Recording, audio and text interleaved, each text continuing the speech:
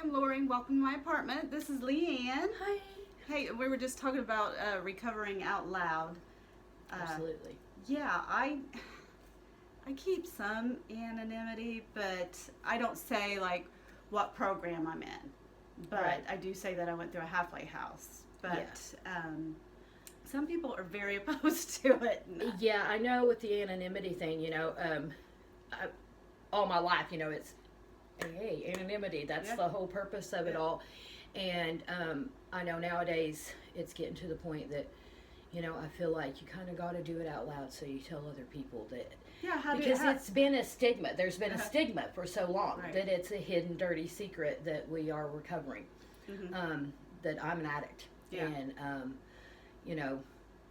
not everybody likes to hear that. Even sometimes with family, it's tough. Well, you have to know that somebody can do it, that you can do it. You can do it if somebody else has done it. Right, and that's why I do it out loud. I know my dad, I was at a family reunion recently, and I'm loud and proud about it. Yeah. But my dad was like, I wouldn't be going around with that. I wouldn't be proud of that. And I was like, why not? It's the toughest thing I've ever done. Yes. And definitely the most successful thing I've done is being sober. So yes, I'm proud of it. Yeah. Well, where I don't say where I work at, but where I work at, all of the people that I work with know. Most of my customers know. So I don't walk around wearing it as a badge. I think at work the other day, I think one of my bosses, it was the first time she'd heard. But if the subject arises, I'm not ashamed to say, I've been there. I've been in a halfway house. I had to do this thing, But, I don't go around. For a minute I did. When I first, I shouted it proud. I told everybody because I felt like they already knew. Felt like the whole world knew I was the problem child. But now I'm noticing that, I don't have to tell everybody. But in some instances, it's good for people to know that you're in recovery because, sometimes. But the weird thing is, especially like some of the customers at work, they all have a family member that needs treatment. Right. Every time I mention it, there's a conversation that gets opened up, and I think that's important to open those conversations and take away a little bit of that stigma. And I get people tell me, good for you, I'm proud of you. I've never really gotten any, and I won't say any, but there's sometimes people look at you a little differently. But I think that just, I'm 100% me all the time. Quirks and all. We're a little bit older though. And we don't have, I think some of it's recovery and some of it's age. Just to where like I can't play like little kid games. I don't have time for all that. No, I don't. I don't have the energy to do it. I don't either. Like I'm 100% unapologetically me. And I hope that's okay with everyone. But if it's not, okay. Oh well. I'm sorry. So I did want to talk a little bit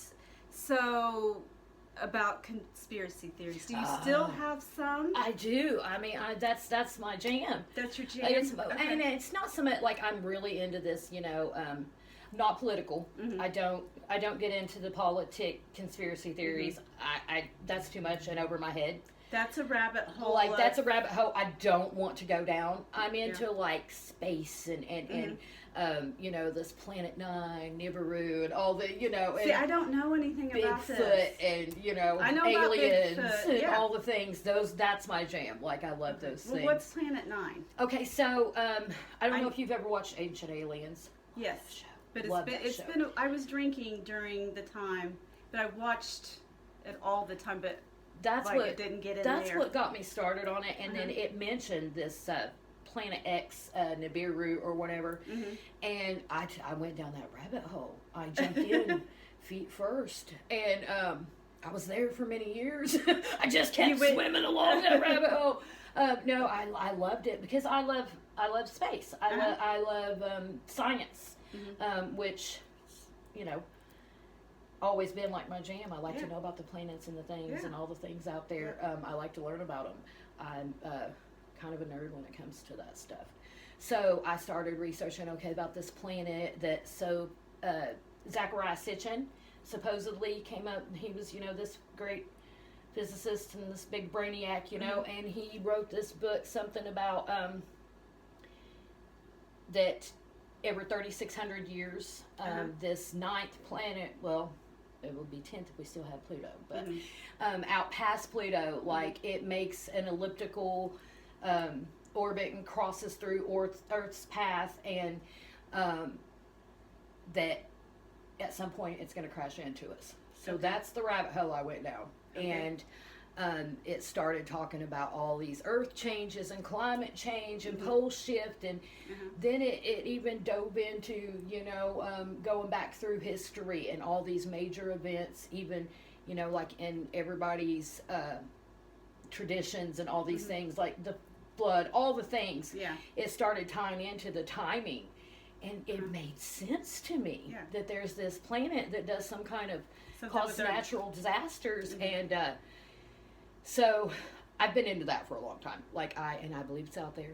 And these people have been posting all these pictures of these double suns, it looks like. And 10 years ago, I'm researching this thing, and it's talking about we're going to be seeing that in 7 to 10 years in the sky. And now they're posting all these things, and I'm like, Because obviously, when I wasn't in my madness no more, I kind of jumped out of the rabbit hole, you know, and started getting my head on straight. Wasn't as deep into it. But I truly believe that there's something going on in the cosmos these days. I've heard stories. Now, I've seen things. I used to live in the country, and I would go out every night, and I was kind of into Buddhism, which is drop all your ideas about things. And so I wasn't looking for which planet was what and what was what. I was just watching the sky each night, and I didn't know anything about, like, Mercury retrograde or anything like that, and I started to see something moving backwards. I'm like, what the hell is this? You Why is it going backwards? Why is it going backwards? Is this aliens? What the hell is that? You know, that kind of thing. But I've heard stories like, and they're believable people, very believable people. Really smart people with letters behind their name, like they're professionals. But I know somebody that she was driving, her and her friend, and then they saw this green light, and they lost an hour. I've had that happen to me. You've had that happen? I had that happen. I lost it. I lost time once, and was sober. Me and my daughter, she came to pick me up. She was living in Shelbyville, Kentucky, and I was living in Crothersville, and she came to pick me up. And there was no time change going on, like we were on the same time, you know, and everything. And she picked me up at like 10 after 7. And we went straight from Crothersville, Indiana to Scottsburg, which is a 10-minute ride. We stopped at Arby's and ran in, got some french fries, got back in the car, and jumped on the interstate, which would have taken us approximately 25 minutes, maybe 30 tops. I'm going to say 30, which would have brought us to like 7:40. And her fiance called and said, where are you at? I'm worried to death about you. And she said, I'm just getting on the interstate. I told you I'm coming to get my mom. And he's like, that was hours ago. And she said, what do you mean? And he said, Georgia, it's almost 10 o'clock. And we looked at the clock, and it was. And it was the weirdest thing that's ever happened to me. I was like, whoa. Like, it wasn't like a half an hour, it was hours. No, it should have been like 7:40, and when we looked at the clock, it was 9:40. 2 hours had went by. And there's no way. Like, we did not spend 2 hours, you know. We literally just ran in, ordered some french fries, and got back in the car. And jumped, and the interstate was literally right down from Arby's. So there was no way that it could have taken that long. And to this day, I have no idea what happened there. I mean, you were both together the whole time. The entire time. And don't have anything.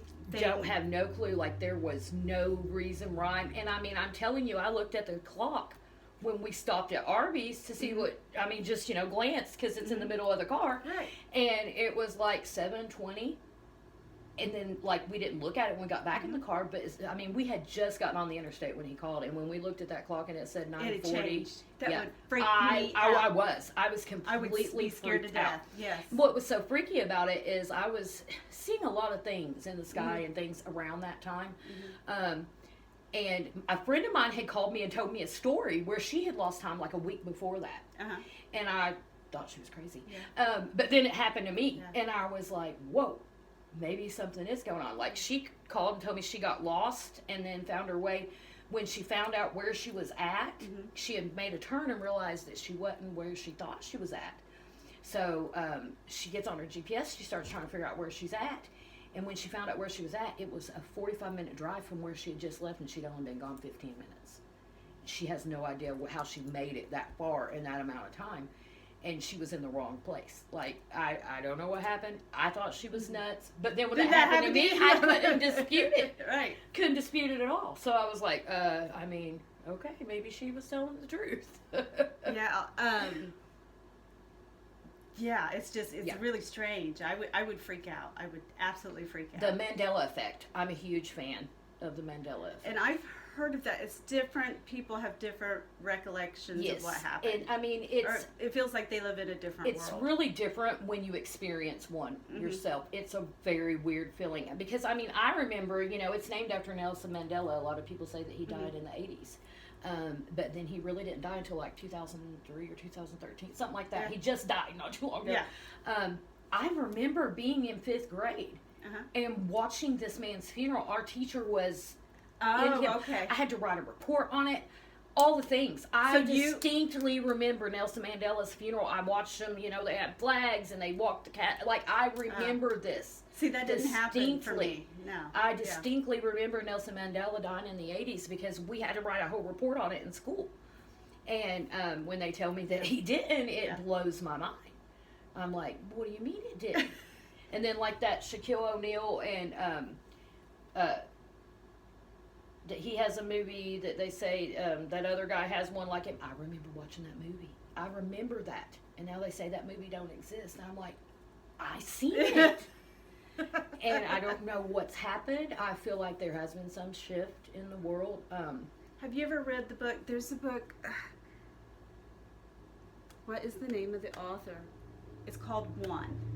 And it's about this couple. They're in an airplane. It's the same author that wrote Jonathan Livingston Seagull or whatever. Oh, I've heard of that, yeah. Yeah, and Illusions. What is his name? I can never remember his name, but it's the same person. He's a famous author. He wrote this book called One, and I started reading it, and it is different. They're in this plane, and then there's this storm, and then they start landing on different timelines. Different different versions of them. Yes. That are happening at the same time. Ooh, see, that's that I must. But I might have to read that. Yeah. So last night I watched videos, YouTube videos, just about every night. Last night I watched this video where they don't know if it's true or if it was just an urban legend, but supposedly back in like the 50s, this airplane disappeared, and then it came back like 40 years later, like in real life. What? Yeah, I'd never heard this before either. And I'm like, I watched that show, Yeah. But yeah, and they're like, we don't know if it's an urban legend, but there's been a story about this flight, something, and it was a real flight that really took off, and then it disappeared, and then supposedly 40 years later, I'm like, wait, what? Like, really? I mean, I don't know if it really happened or not, but it would be cool if it did. It would be cool. Was it the Bermuda Triangle? I mean, hey, now that's another one, the Bermuda Triangle. But there are so many other places on Earth that are just as weird. Like, there's every area on the Earth. And, and that's why I get into that, like, so the Planet X and the Nibiru thing, goes all the way back to the Sumerians. And they talk about, this race of aliens, the Anunnaki that came. And it's so interesting. It goes back to ancient times. And the thing, I mean, obviously I believe in creation. But I also know that because I believe in that and I have read the Bible, I also know that there were things here. Other than, you know what I mean? So that does not dispute my belief that there's stuff out there. It's a big world out there, and for us to think that we're alone in it, that's really naive. Yeah. We might be extra special, but I don't think we're alone. No, I mean, I don't. Sometimes, like, I try to look at it from like a science perspective. Science to me is math. And it gets really complicated. Yeah, I don't do math. Math is hard. Well, I've been trying to teach myself trigonometry, and then I get right to the point where I'm about ready, where I felt like I've built up enough math, and I stop. Every single time. Right. Because I just feel like, I don't know, there's something in there that is spiritual. It has to be. I mean, you know, I listened to some of the talks like Neil deGrasse or Tyson, whatever his name is, and like when they talk about quantum physics, that stuff blows my mind. And sometimes I wonder, do they really know what they're talking about, or are they just out there spewing stuff and we don't know if it's real or not? Like, I cannot wrap my head around some of the things they talk. It's math. It's big math. It's big math. It's big math. Hard math. See, I have a son that can do big math. Yeah. And so I will Smart ask people. Yeah, my brother can do hard math. Like, he's in went to school for electronics, I guess. And he's engineering, I think is what it was. And he's big numbers. Big numbers, Big math. I can't big math. Like, I don't like big numbers. I mean, I can do like algebra, and I don't want to do too much of it, but I can do it. But I have to practice it. I just don't like it. Like, I don't it's frustrating. Like it that much. It's frustrating. But I have a desire to learn. To learn it, right? To learn trigonometry. For some reason, I don't know. Girl. I don't know why, but my son, he knows calculus. Not like the back of his hand or something, but he has the ability. He's had so many classes that he could pick it back up just like that. You know, if he just kind of worked through a couple problems, then he could. I loved school and I was really good in every subject, but when they started mixing my numbers with my letters, that lost me. No, that numbers lost and me. letters. No. When they started mixing the numbers and the letters, I was like, okay, I don't love this. I'll go back to literature. I liked that one. But I like to look at things from different points of view. Yes, so that's why I'm interested, and I don't ever want to be so closed-minded. Absolutely not. Like, I believe that we were given a brain to learn more. Yeah. I mean, I like to know things. Yeah. You know, the more you know. That's the way I feel. Like, I'm interested in so many different things. I've caught a little flack for it in my life, honestly. Yeah. You know, some people, you know, don't believe that I should be interested in so many things and believe the way I believe, you know. But I believe that I have a brain to think and to know, like, you know, none of it distorts my beliefs, you know. But I want to know things. I want to know what's happening next. Like right now, I'm pretty sure the sun's trying to kill us. Today it is anyway. It's like I've been watching that. Like, that's been my new thing. Like, I'm watching the CMEs, the coronal mass ejections, and the sun is trying to kill us. I mean, it keeps spitting stuff at us. It does. And, you know, all these, like, auroras that we need to see so badly. That's what they're it is. so beautiful, but I don't think really anybody realizes how terrifying that is that we're seeing those. It's a problem. Like, we did not grow up with that. Well, it's a problem. Like, they're called the Northern Lights for a reason. Because they're supposed to be in the north. Exactly. And the reason that they are in the north is, you know, at the North Pole and up there's a little thinning of our magnetic shield, and that's the only way they get in. What that is pure, you know, radiation from the sun. It's trying to kill us. And it's a beautiful thing to see in the sky, but it's really scary that we're seeing them so low. But, you know, I guess the sun does this every so many years. It goes through this cycle, and it's like one of its most active. But, you know, with all the electronics and all the things we have going on today, that's kind of scary. One real big I still shot want at, to see it. I still want to see it too. I don't care. I mean, if it's going to cause our electronics to go down, and hey, I'm ready for the lights to go out. You know, I know it's going to happen someday. Like, we depend way too much on electronics.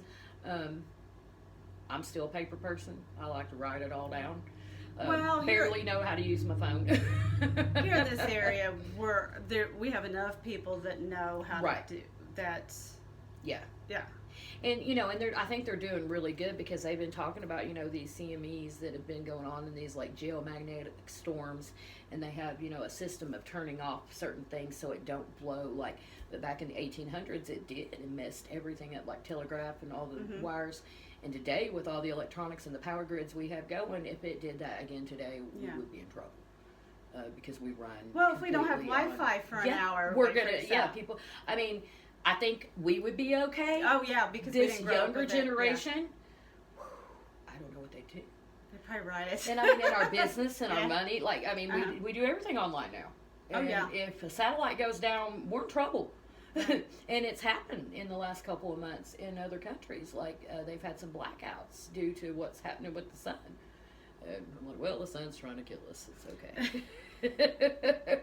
Everything's trying to kill us. It's all right. Still pretty, though. Yeah, it's pretty. Oh, it's really beautiful. pretty. I still ain't seen it in person yet, though. Well, they keep happening at like 2 o'clock in the morning.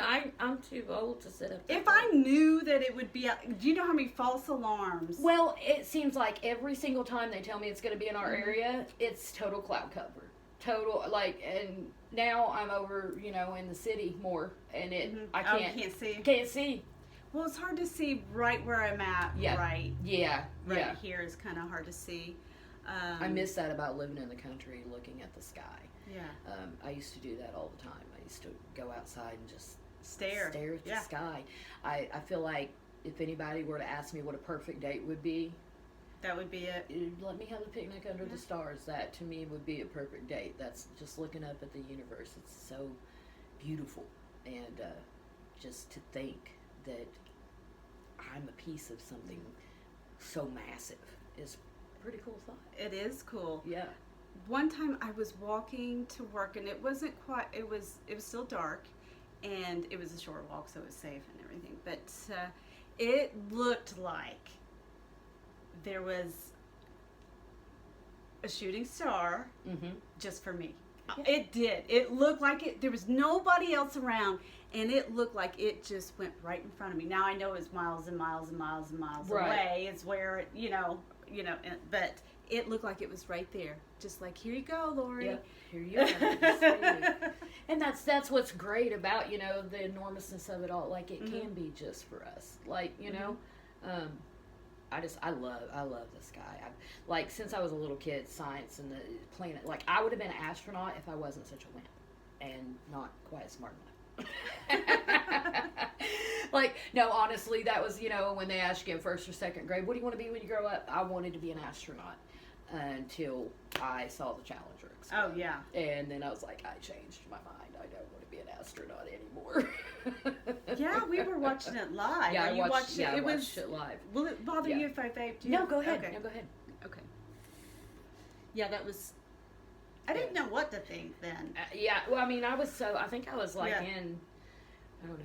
We're about the same age, aren't we? Third grade. Yeah. I was young. Maybe fourth grade, something like that. But I do know that I was at my friend's house, and her mom and dad were crying, and those are big moments in your life when you see things like that. Yeah. Got to see that one. Yeah. I remember seeing 9/11. Yeah. Those things. Those are memories that you don't. It's massive. 9/11, I was pregnant, so I was terrified. For my child. I had just had my oldest daughter. You were terrified too. Oh, I was in full-blown panic mode.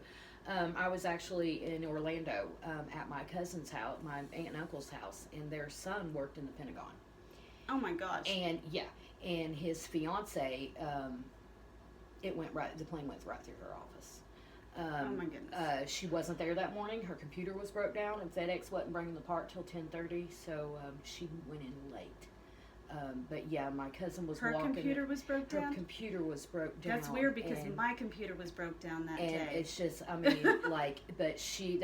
we couldn't get a hold of them. Like, my aunt and uncle were calling, and they cut down all the phone calls, and we didn't know if he was in the building. We didn't know if she was in the building. And so it was really personal. It really hit home for me. And I answered the phone. We were all on phones, cell phone. Everybody was on a phone we were calling each other. His mom and dad were at work, so me and my dad, my mom, my grandma, and my husband were at their house. And we were all trying to make phone calls, and then my uncle's office phone rang, and I ran in there, and it was him, and he's like, I have time, like, I've got 10 seconds. I'm alive, so is Becky. We're okay. I'll call you when we can. And I remember that moment. So, and I mean, I had just had a baby and was starting a life, and I thought, this is really it. Like, I thought it was over. Yeah. Like, it was terrifying. Yeah. I was so scared. We were in Florida. We were getting ready to move to Florida, and we were down there looking for a house to rent. And I remember we stayed 3 days later, and I remember driving home to Indiana, and we were the only people on the interstate. We drove from Florida to Tennessee and saw 2 vehicles. and there were people on the side of the road, just empty cars, and I was like, the people just left their cars, and I was like, whoa, like it looked like something out of an apocalyptic movie. It was terrifying. Yeah, that was a big deal. And then I moved down there, like 5 miles from Disney, and there was like a terrorist threat every day of the week. I stayed there 1 year, and I was like, I'm going home. I'm going home. I'm going back to little old Scott County, Indiana, to where if they come after this place, it'll be the last place they come for. Little bitty old Scott County. they don't want us. Oh gosh, yeah, I remember, and even they had that anthrax scare. Remember that afterwards, and I was breastfeeding, but I had to supplement with formula. I wouldn't use powdered formula because I didn't know what could be. Terrifying. Like I was afraid that there would be something in it, or I was just really scared. The day that I decided to move back to Indiana from Florida was when it came on our TV that Orange County in Orlando, that for everybody it was a bull water advisory because there had been a threat on the water system that anthrax was in, and I said, it's it. I'm packing my bags. I'm going home. Like, I ain't doing this. I'm not doing it. Not doing this. I'm leaving.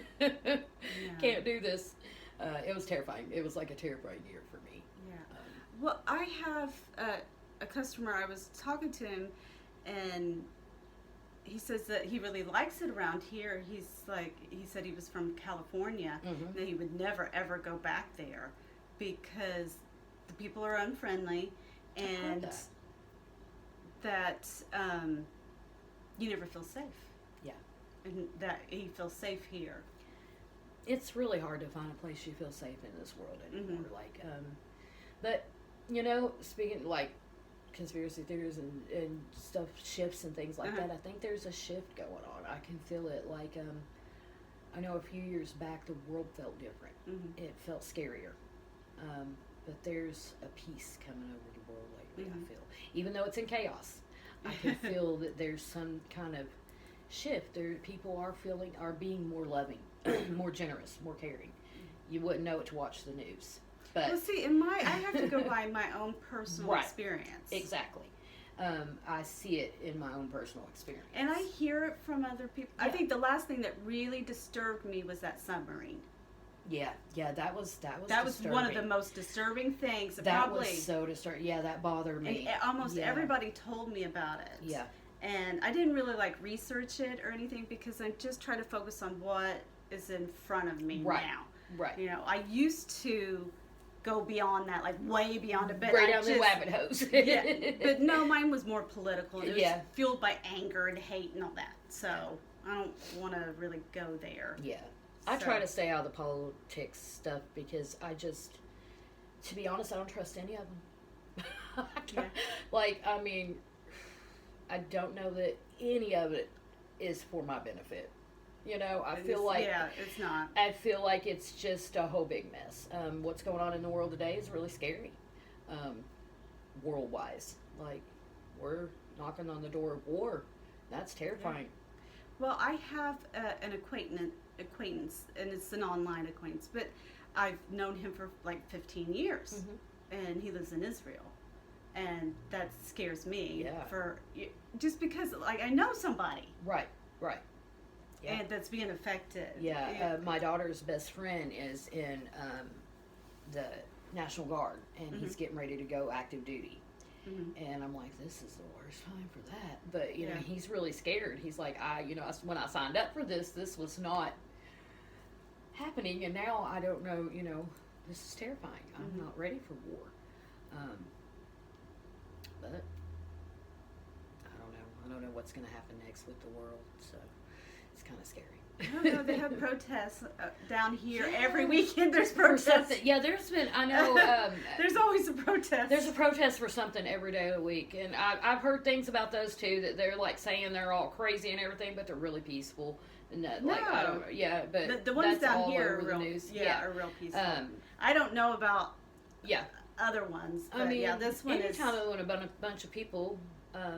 But that's one of our rights. Right. You have a right to protest. Right. So, to me, I feel like the things, when they get out of hand, it's because they're trying to shut people up.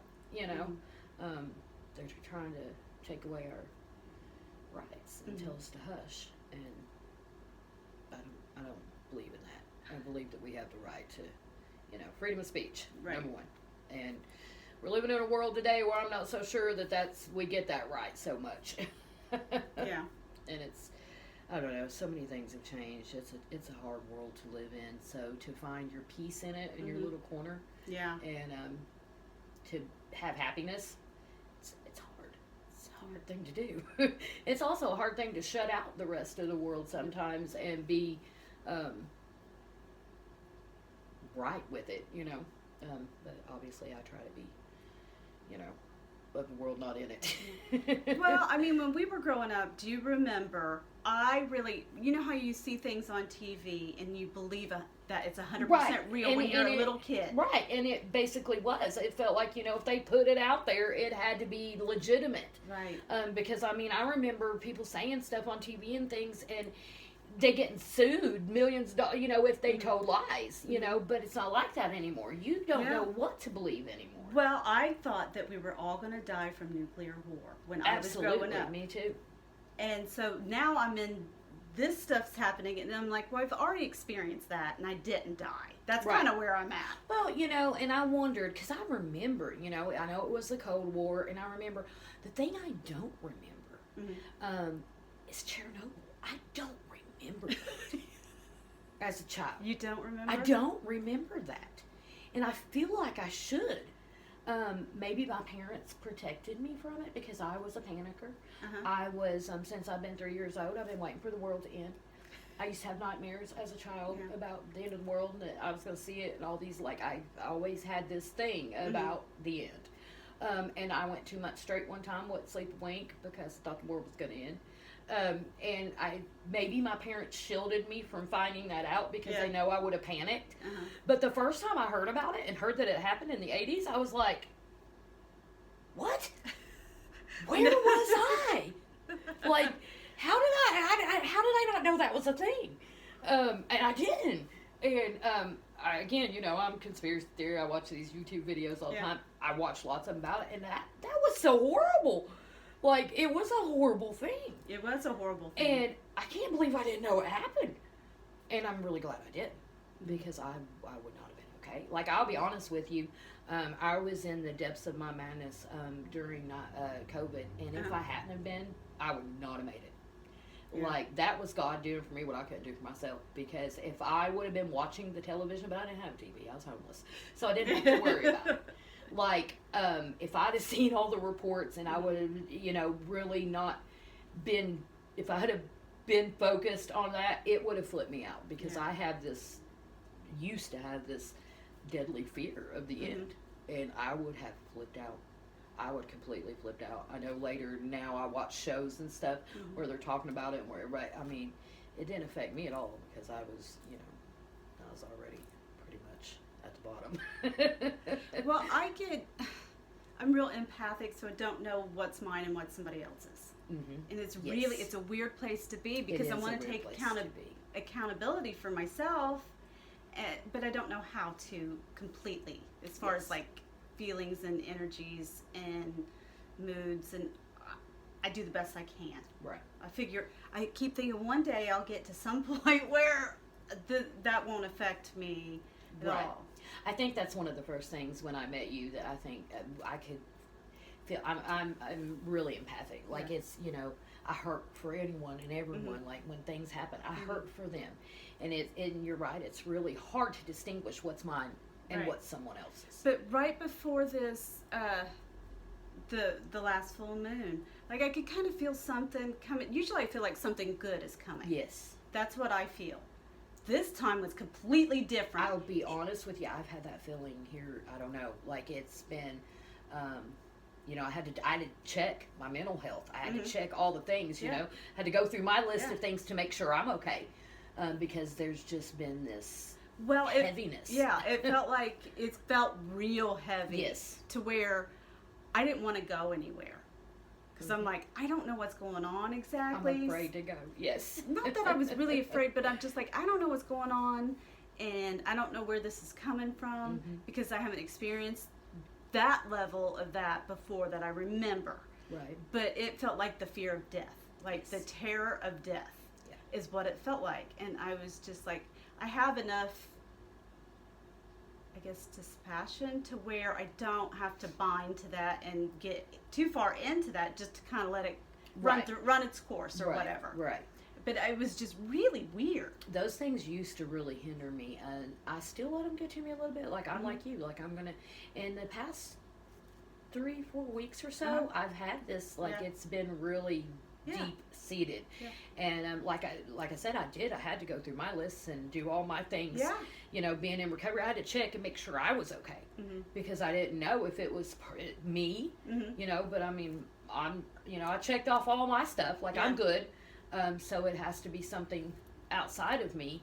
And but it's made me leery. It's made me concerned, and I can feel it. There's a heaviness. It's the sun. It's the sun. I read an article. It's the sun.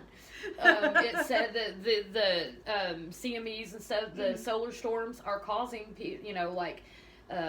problems with depression, and like it went through a whole list of things that it's actually causing physically to people. And I was like, well, it's the sun. I just wrote it off to the sun. You know, it's the sun. Well, I was talking to my kids, and I'm like, sometimes people act crazy around full moons. I'm like, so if you start having weird thoughts or anything, just don't even worry about them. Just call them full moon thoughts and just dismiss them. Absolutely. And I was talking to my oldest son, and I'm like, I'm really afraid I'm going to die today. And it was, it was one of the days, and it was, I guess it wasn't that dispassionate. I'm like, I don't know what's going on. And he's like, okay. And like, so do you care to stay with me? Because I feel real weird. Yeah. And he's like, okay. But by the time, like the day before, I'm like, I'm okay. And he's like, was that just full moon thoughts, Mom? I'm like, yeah, maybe. I don't know. But I just felt like, oh. Yeah, like I've had those days, and I stay in bed. Like, I won't get up. Like, I'm afraid. I mean, I'm clumsy as it is. Like, if I'm feeling that, like, I'm afraid to walk from the bed to the bathroom on my trip. But I've had those feelings before. Like, I used to, like, make my daughter stay home. Like, when she was a teenager, I had one of them real bad one time. And I was like, don't go anywhere. You can't leave the house. And she's like, Mom, you're nuts. And I'm like, no. Like, listen, when I have feelings like this, something really bad happens. And it has rang true in my life. Like, I've had feelings like that, and then something really bad happened. Nothing really bad happened, but it had ended before it even really began. Because by the time that day came, I didn't have any concerns, or at least it had already passed. So I don't even know what that was. It was real weird. Do you know what the date was? June 13th. I was getting ready to say, was it June 13th? It was June 13th. It was June 13th. Yeah. Because you know why? No. Because the sun. It was the sun. Look it up. Look it up, Lori. There was a huge CME June 13th. I'm not kidding you. Are you serious? I'm dead serious. Look it up. The 12th and the 3rd. It said the 12th through the 14th. You may be feeling these feelings. I read it. Impending doom? Impending doom. Yes. Read it. It's the sun. I'm telling you. He's out to get us. A big ball in the sky's out to get us. No, seriously, like, I read that. It was Friday. Last Friday. I read it, and I was like, uh-oh. I was like, so if I'm feeling weird, because my anxiety was off the chart that day. Like, I was at work, I was shaking, my hands, like, and that was the same day that I had to come home and check myself. Like, I had to do an inventory, I had to do all the things to make sure I was okay. Because I was like, something's wrong, I can feel it, I'm not okay. And then I was on the internet, and boom, there it was. It said, you may be feeling this the next few days. It's the sun. I was like, well, there we go, sun's trying to kill us. Well, if I knew what it was just, it was so feelings strange. of impending doom. It was a whole thing. But I haven't felt like that since probably, like, rock bottom or something. Yeah, they said it was like the magnetic storm. It was affecting our, it really had effects on people. There were a lot of people complaining of this and that, and like all these things. So it was apparently a thing. Yeah. So I don't know. But it's weird, but people don't talk about that. They just personalize it to their own. And a lot of people, probably really thought, and that's what they did. They put it out, they put out warning, just so you know, you're not freaking out for the next couple of days. You might feel these feelings. And I was like, well, that makes sense, because I had been at work all day that day, just not okay. Like, I didn't know what was going on. It just felt, ugh. Yeah. And I'm with you. I hadn't really felt that way. It'd been a long since time. I'd been at rock bottom. Like, I don't normally feel that way anymore. And so I didn't know if it was me, or I'm like, did somebody I know is dying right now? What's going on? And that's the thing I do too. I get on and I text people I know. I'm like, are you okay? Is so-and-so okay? Is everybody okay? Yeah. This is a check-in. Is everybody alive? Because when I have feelings like that, I'm with you. It's usually bad somewhere. But yeah, I mean, I had to go through a whole thing when I got home from work that day, checking everything. And then I read that online. I was like, well, it's just the sun. So I'm talking everything up to the sun now. This is the sun. Yeah. I used to say it was Mercury. Now it's the sun. Okay. Everything that used to go wrong, I'd be Mercury in retrograde. It got me again. I used to blame poor Mercury. It gets blamed for a lot of things. It's just doing its thing. So, I like astrology. Like, I'm not I don't know too much about it. I know more than most people, I would say, about it. But it's really helped me to understand why people act certain ways. And, it does. And why I act certain ways. Like this kind of right here is kind of a Leo trait. And I didn't know that I had Leo in my chart. Yeah, yeah. So, but somebody that doesn't have Leo in their chart, they might look at this and judge it. Or so, you know? And I think I probably did that to other people that have other traits. Right. And to learn those traits, and I know it's one way to look at energies or people or whatever, and there are other ways. Yeah. But I kind of like it, and I think it's kind of fun. I'm telling you, I used to be so into my zodiac and like learning about, and I've never known anything to peg people so well. Like, I'm a Scorpio through and through. Before I knew I was a Scorpio, I was a Scorpio. Yeah. When it describes a Scorpio, when I read about Scorpio, that's me, 100%.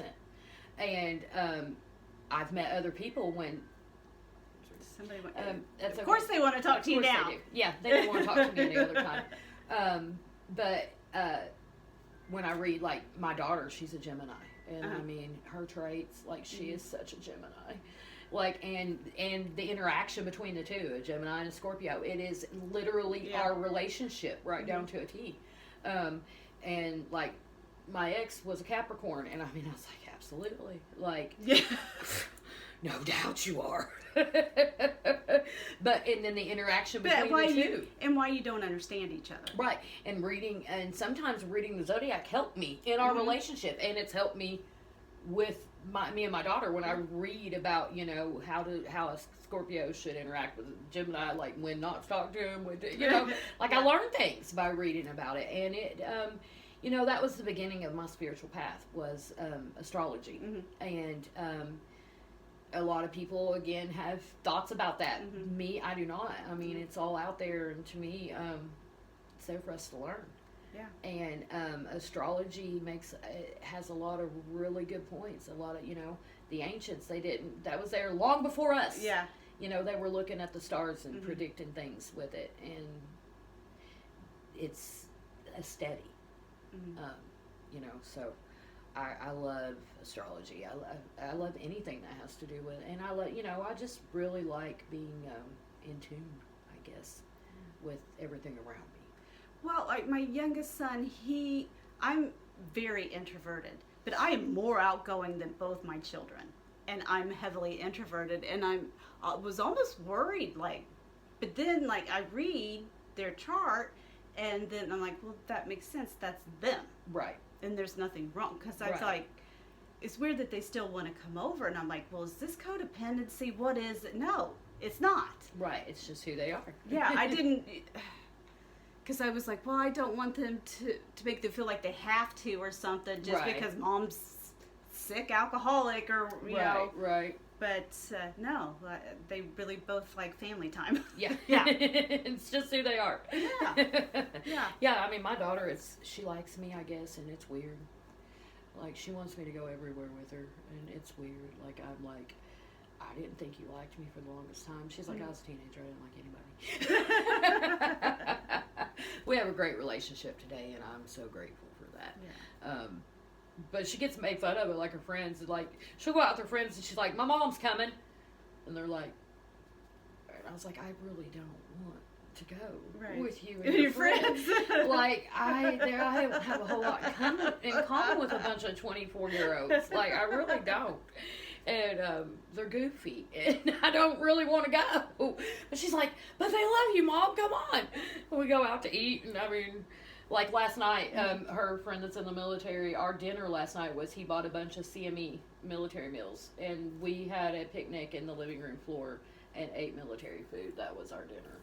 Well, that's unique. It was very interesting, and it was delicious. It was? It really, really was. I mean, we just poured water in a little bag and went in there. I was amazed. Like, I was gourmet? I was amazed that it heated it up right there, and all you had to do is just open it. Like, it was unbelievable. And it was really, really good. I mean, we had, like, spaghetti and meatballs and beef barbecue. Like, it was good food. I was in shock. I was like, wow, why didn't I know about these before? And it was $3 for a whole meal. It's amazing. He bought, like, cases of it. And he's Where do you buy that at? You can order it on the internet, apparently. I don't know if you got to be in the military or I don't know. I think anybody can. I think you got them on eBay. Yeah. Oh wow. And they were very interesting. Like, but it was just something different for us to do. And she had came by work yesterday, and she's like, "We're having dinner tonight, Mom. Don't go get anything after work. We're having dinner at the house tonight." And I thought, somebody's cooking. I was all excited. I get home, and there's these 3 boxes of military food sitting in my living room, and I'm like, what's going on? Blanket laid out there, like, sit down, we're having. They pull out these green bags. I'm like, what is going on? But it was really fun. It was a good time. We enjoyed it. It was something different. Yeah. Yeah. And it was really cool. Never had military food before. My kids, they want to do the same things over and over again. I like to do that, but sometimes I'm like, we got to break routine. Yeah. And they're not too keen on it, but they will sometimes. And I don't think they would if it wasn't for me. Right. Because I'm like, we got to do something different. Something. Yeah, just let's go out to eat one place to just try something new sometime. I'm a creature of habit. When I break my... I don't want to break it too much. Yeah, like it freaks me out a little bit. Yeah. Like I get get spacey. Yeah, like I get lost. Yeah. Like I'll become flaky. So confused and goofy acting. That's how I am when I'm off my, don't throw a wrench at me and throw me something to do in the middle of the week that I didn't know about. Like that will totally freak me out. Oh, yeah, me too. Like I don't love that. Yeah, well, see, I like to plan. I want to know what time. Right. I need to know. I need to know what time. I can go with the flow occasionally.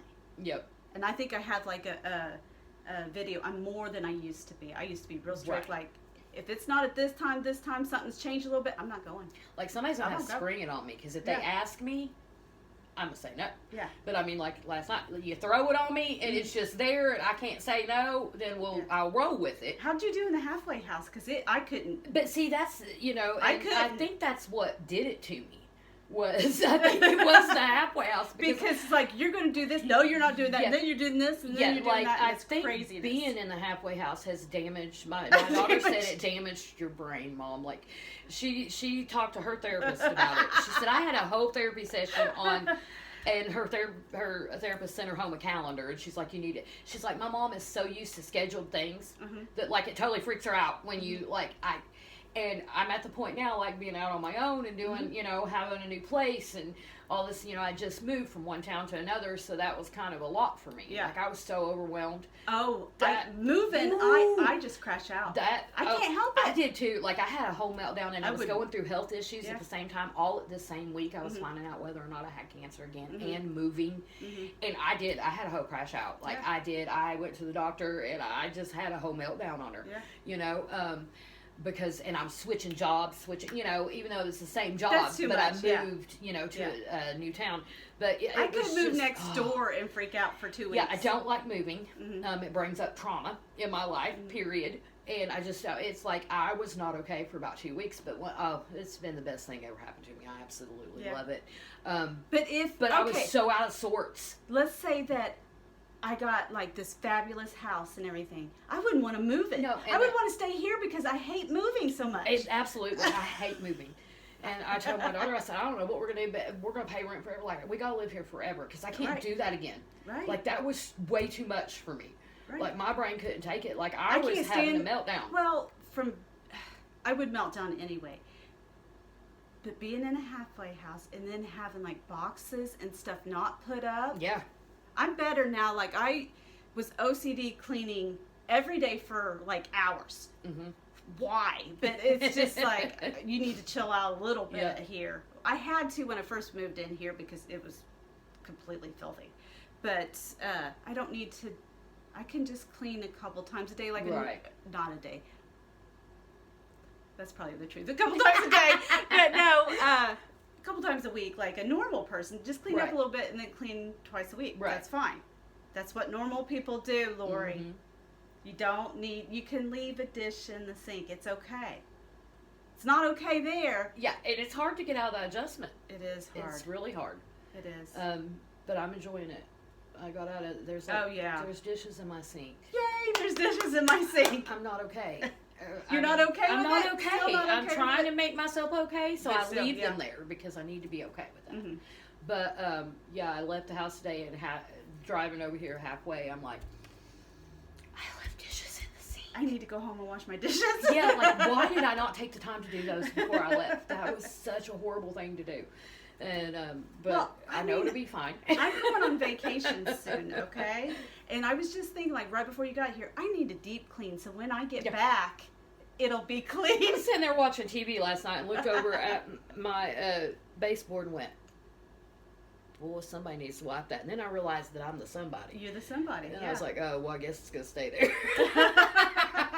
I was like, oh, no, I am the somebody.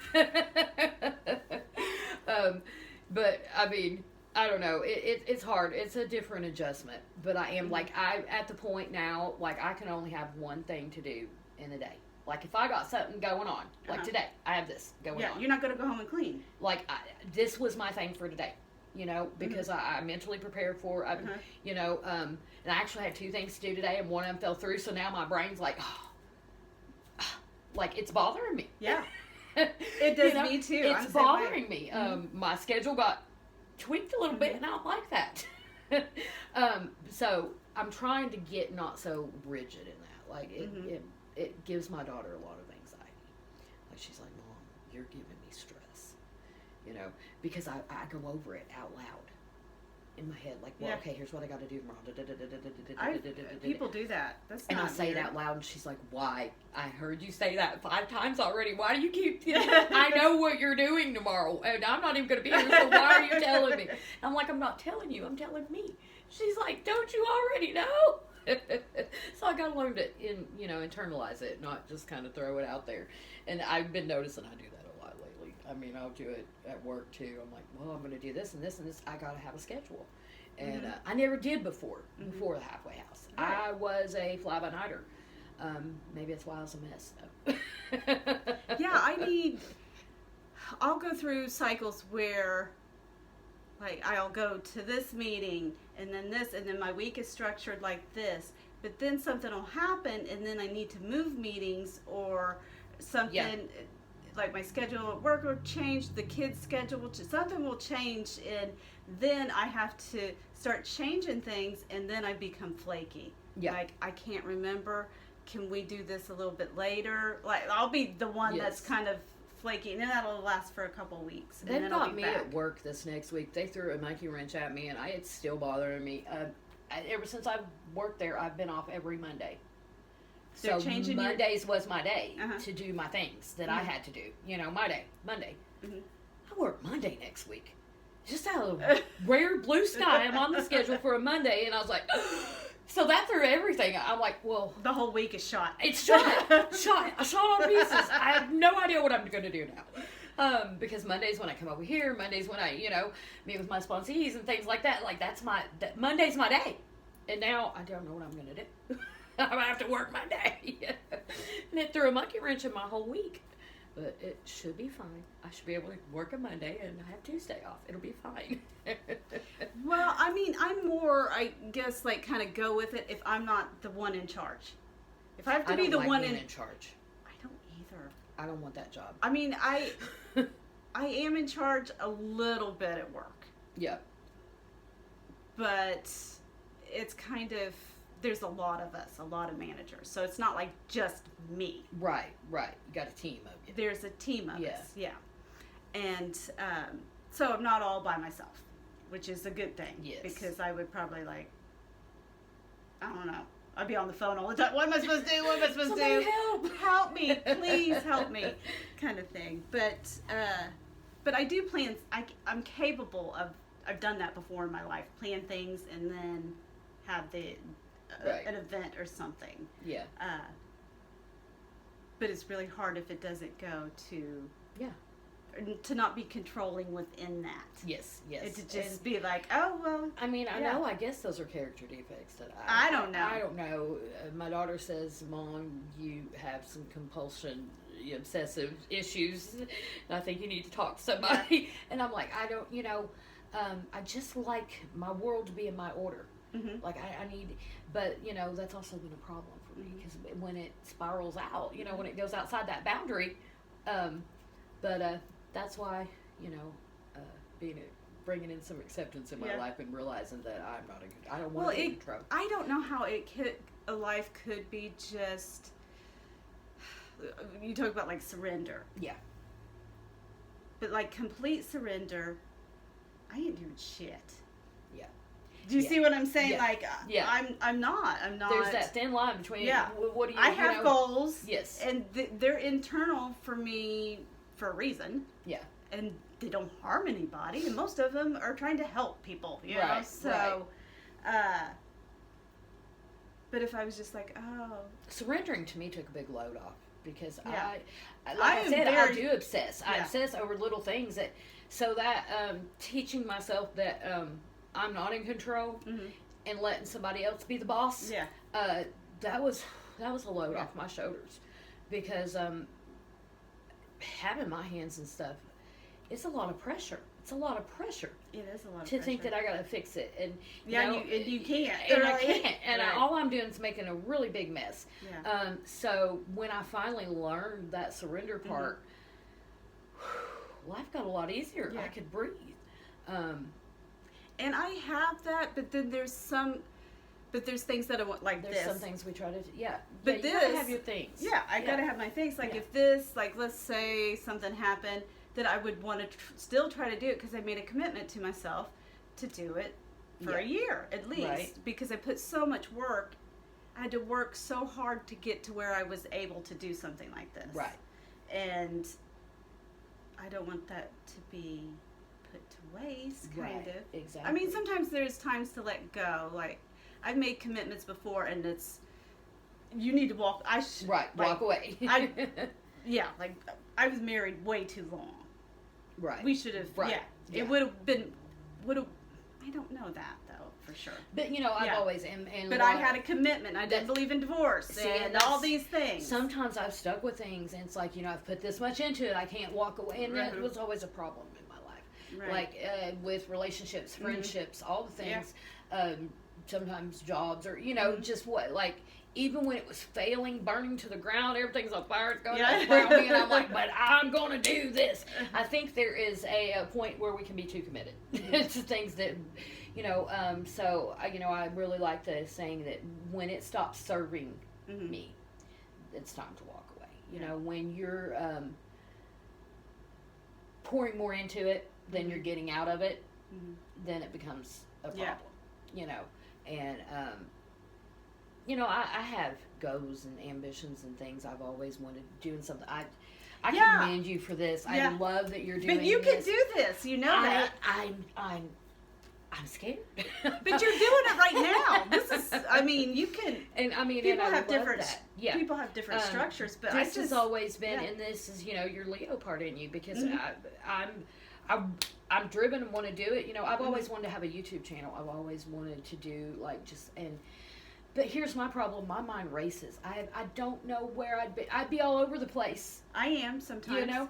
And I'm like, I don't know what to do. Like, I have these big ideas, but then I jump in, and then I go down rabbit holes, and then I'm like, and then I can't seem to gather my thoughts properly. Well, this one, I didn't know what to title it, but everybody was coming to my apartment, and not everybody had been here, so that was kind of the theme. Right. Yeah. It was, the apartment was part of the podcast. Yeah.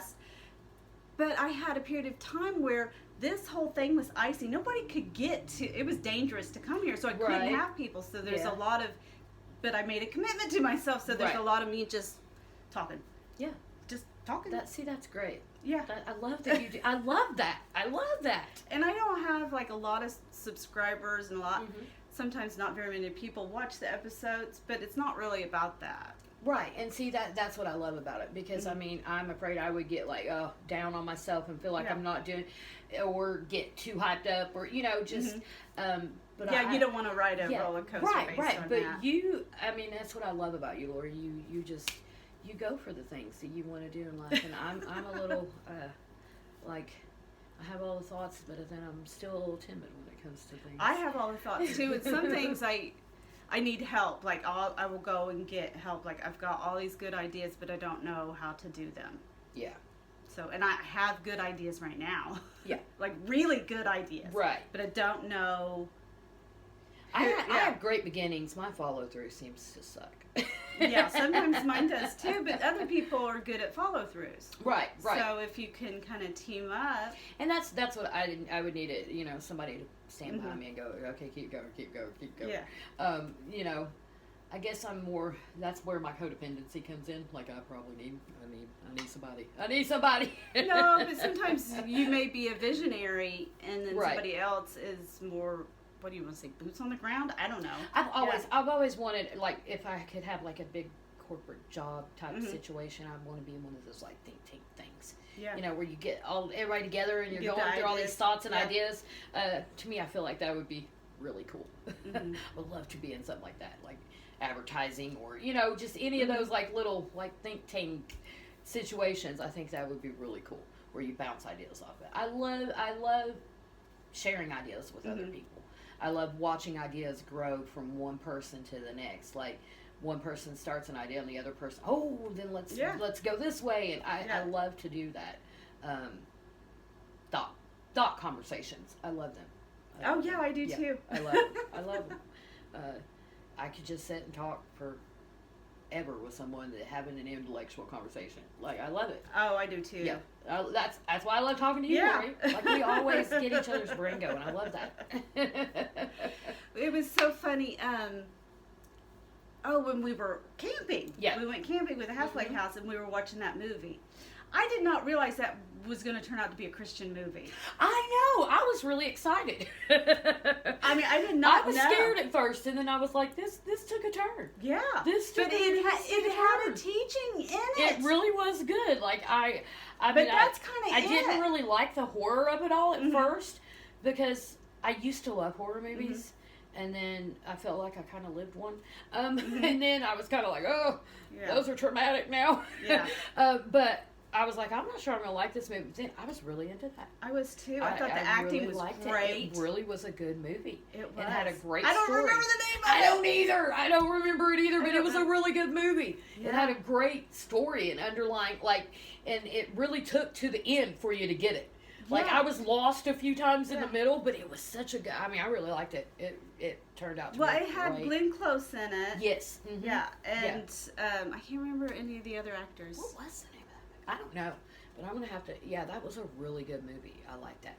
I like movies like that. Plus being in the woods with a bunch of, bunch of other good time. That was a really good time. That was a great, I love the camping trip. Some of the things that I've done with that halfway house are just, I remember my first Christmas with him. I remember Kendall was saying to me, she said, this is like we're on one of them Lifetime movies. And we're going on one of these events. Like, we're never going to, this is an adventure of a lifetime. And it really was. I mean, the experiences that I had there and the things that we do are really, really, really cool. Well, I think the first year after I moved out, I did all of the spiritual adventures, and I tried to do I did all the graduations. I tried to do everybody's celebration, and then I got overwhelmed eventually. Yeah. Eventually, well, I sort of kind of already am. You know what I mean? Well, and it's because I moved a half an hour away too. Well, yeah, so that makes it a little tougher. But I want to be there for all the things. Yeah. You know, so I still have part of it is I don't want to walk into the house and not know anybody. And that's kind of where I'm in my house right now. You know, I've been out just long enough that it's a little uncomfortable sometimes when I don't know anybody. I can't remember their names, but at least I have interacted. Right. I'll eventually remember their names. Exactly. Because and if you don't go on a regular basis and you're there all the time, you're not going to know them. Like it's turning over. Yeah. And so I try to get to know them, but most of the time, if I go over, it's going to be during the day on a day off, and like nobody's there. So I like to, you'll get one or two people. Yeah. So I'm really not getting to know anybody that way. Right, especially if the staff's there too. Right. Because I've found it better to go at dinner and eat dinner. Yeah. But I don't hardly ever do that. I don't live that far away, but I'm just too tired. I get off work, I cannot walk over there. Yeah. I'm just too freaking tired most days. Yeah. This week I feel a lot better. Well, this heat takes it out of me. Because I'm not dead. Because you survived. I survived the sun. The sun didn't kill you. It just tried. made you think you were going to die. It tried. Hey, it ain't done yet, so give it a shot. It's working up for the big boo. The big boo? Yeah. Like, it's having fits. If it's an instant, then okay. The sun's having fits. Like, it's spewing stuff. It's mad. Listen, I watched this, like, the telescope view of, like, this picture. I don't know what it's called. Big words, science words. Uh-huh. And it's like blowing these holes out, and it's literally laughing at us. Like, it's got these two holes here, and then it's a big gaping mouth, and it's like like it's coming at us. I'm like, yep, that's the sun. It's trying to kill us. That's funny, because Jupiter has always scared me. What is that storm like going on in Jupiter? I love the thought of that storm. I hate it. It's scary. I love storms. If I wasn't such a wuss, I'd be a storm chaser. I could be now. I used to be really afraid of it, but I'm still afraid of that storm. I don't understand it. Yeah, how could it be crazy? How could it be that big? And going for that long? Like, how? But did you know that there's a place on Earth that it lightnings like hundreds of times every single day? There's only like 5 days out of the year that it does not lightning. No. On this Earth. On this planet. This Earth? This whole planet right here. Yeah. Yeah. Where's it at? It's somewhere over on the other side of the world, like Indonesia or something. Yeah, something like, I don't know. It's a little bitty place, but literally it lightnings like numerous amounts of time, every single day, and for like 358 days a year.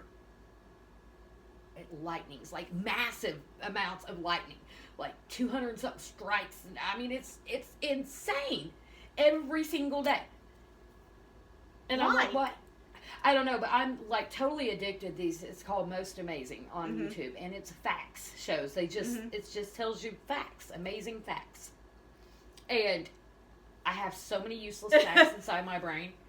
I watch the show. It's what I watch to go to sleep to every night. So it really gets in there then. Yeah, whatever you osmosis it. I mean, like, and it's in there. Like, I watch this every night. It's my routine. It's what I do when I lay down. It's the soothing of their talking. Like that, they put me to sleep every night. I watch these fact shows, and I'm telling you, I know so many weird things. Well, see, we live on a crazy planet ourselves. I listen to subliminals. Now I can't hear them, but they're like they're affirmations. Yes. But there's some kind of music, and there's different ones. I have an app, but I used to do those a lot. I think it helps me. When I was at the house being house monitor, that's how I would go to sleep of the night to unwind my day. But I've always went back to these fact things. I've been doing this for years. Like, I love these things. They're amazing. Like, and they get into my conspiracy theories, all like facts about everything, like anything you ever want to know. Like, I tell you, some things you didn't want to know. I used to listen to the podcast Stuff You Should Know. Have you ever heard of it? It's kind of like that, but I listened to one, and I wish I'd never listened to it. It was on drowning. What's drowning like?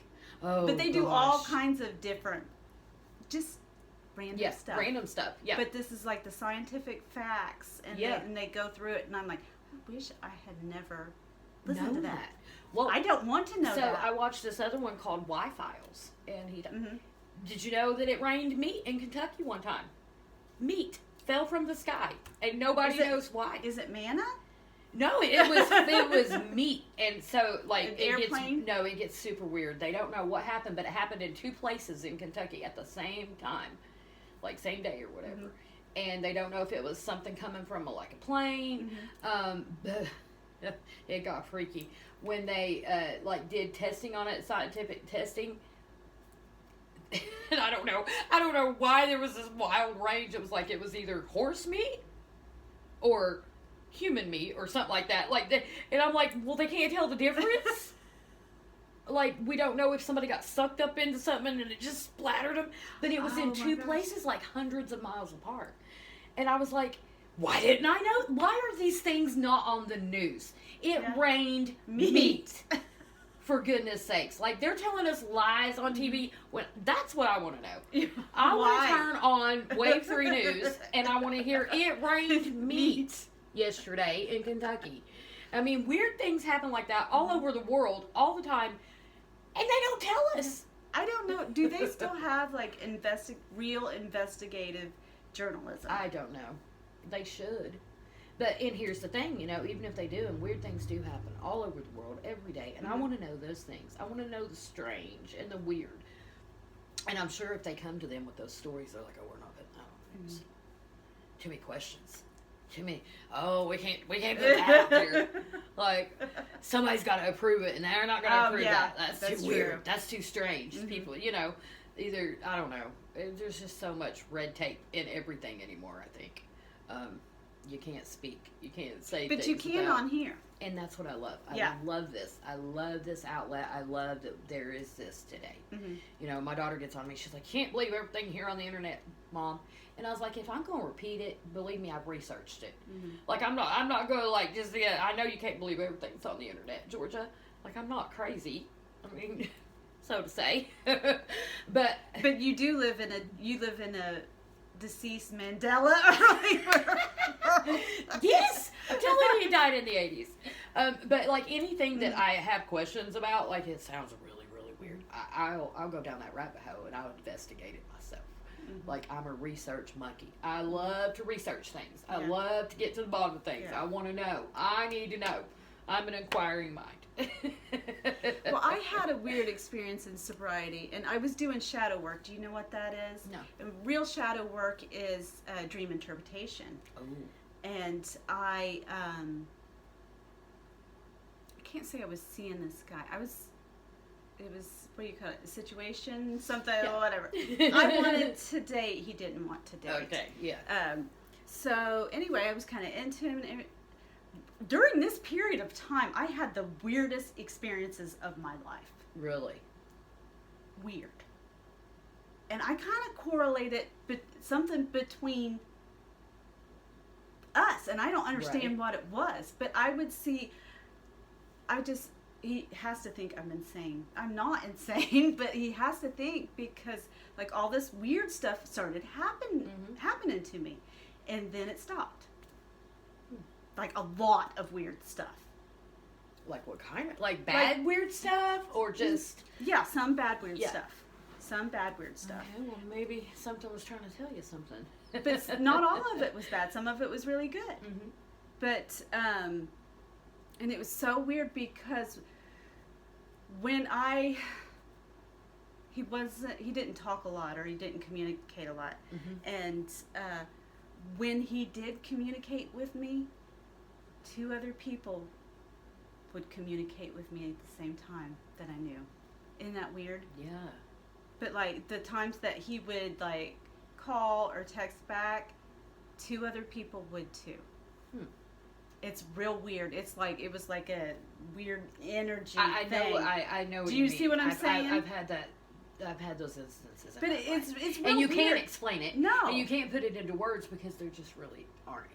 No, because I didn't know too much. But you know there's something. There's something that's something happening. was weird. There's something, absolutely. Something was really weird, and I didn't know that much about him, but all of a a sudden everything, and some of this wasn't even really that possible. Mm-hmm. But like, where I work, they play a certain kind of music. All of a sudden, they started playing the music that I know that he likes. I mean, the two bands that he's told me they like started playing, and then people would start. They would come in his over and like it can't be random. Yeah. And then like seeing his name over. And just to where I felt like I was going insane. I have had that happen. You have had yes, that happen? I have had that happen. But it ended up ending. Yeah. And then it stopped, you know, and then you're like, what? So, you know, and I'm like, I what went is through this? a whole thing, like, did I miss, like, was that signs from God? Was he sending me signals and That's I what missed I thought. it? That's what and I like, thought. Something had, like, yes, I went through a whole, really messed with my mind. Yeah. Because I'm like, what? You know, like, I know that was not just coincidences.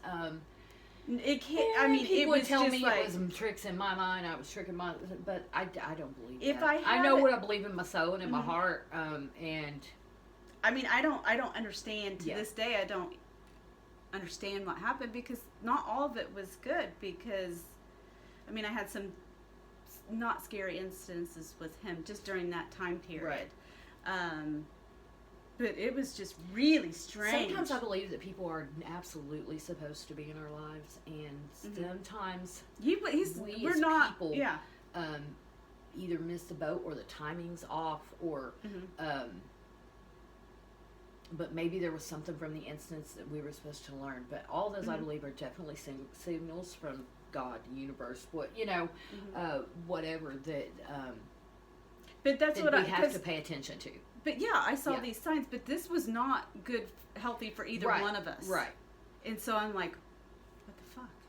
Well, like, so I'm like, I don't know. I'm surprised that in the future, something that happened on your guys' journey at that point might affect one or both of you. Yeah. I don't know. Your life go forward because of something. And I know that in my instance, that's absolutely what did happen. You know, like I had instances like that with one of my exes. Like I was so in love with this man, and we broke up, and I just kept seeing these signs and these things and these. I know, and I held on for longer than. I'm like, we're supposed to be together. Like I know this because these things, and they weren't just happening to me; they were happening to him too. And he's like, well, maybe I'm just a stepping stone into something else. You know, it was really hard for me to let go for a really long time because I kept having these experiences. Yeah. I'll be honest, I'm not sure I have completely let go to this day because I still think there had to be something to it. But what I do know is I learned more from that relationship than I've learned about myself, about love, about all the things. And it was because of those things and paying attention to the things and the growth that I got from that. But now, like, it almost made me question signs. Because I'm like, well, I just really don't know how to interpret this. Right. Well, and sometimes we got to make sure they're coming from the right place too. But this was like a barrage of, and I'm just like, you know, I would start pointing out. I'm like, don't you think it's weird that these 3 orders all have the same name on them? Right. You know, like, isn't that weird? I mean, this does not happen. Right. Yeah. It was just weird. I used to, and I would be like, I used to even say, is this a sign from you, God, or is this a sign from you? Well, who's talking to me? Because I know it's a sign. It has to be because it's literally in bold print right in front of my face. I mean, I'd be talking to myself and say a question and then literally something would happen, like, and the answer would be right there, right in front of my face, right, and it have to do with this person, and I'm like, yeah. Like, I can no longer, and I would sometimes sit and I'd be like, oh, well, you know, this person, and then it would call or text. Like, it was so unreal. Like, but unreal. But that's what happened. What happened. But then when I got into,